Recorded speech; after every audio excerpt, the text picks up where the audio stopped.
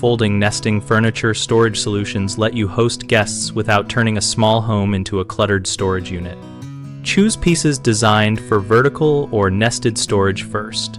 For folding chairs that hang on the wall, measure the wall stud spacing and use heavy-duty wall hooks placed at a comfortable shoulder height so chairs lift off and are easy to grab.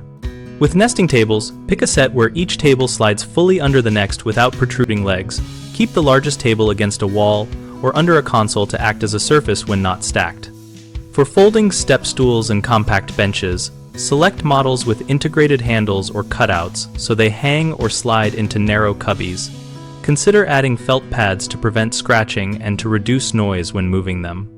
Stackable stools that double as side tables work best when their top surfaces are level and keyed, so stacked items do not wobble. Store them on a low shelf or inside a closet on their sides to save floor area. Label storage spots mentally or with low-profile tags so every item has a predictable place, and practice a 1-minute routine after guests leave to fold and return pieces immediately.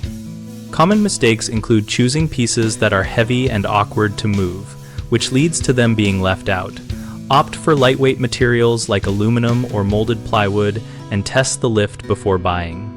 Another issue is buying nesting sets with incompatible sizes that catch or jam when stacked. Measure clearance and inspect the nesting path in person or via detailed product images to ensure smooth stacking. People also neglect mounting hardware and end up with wall damage or falling chairs. Always locate studs or use rated anchors and periodically check fasteners for loosening.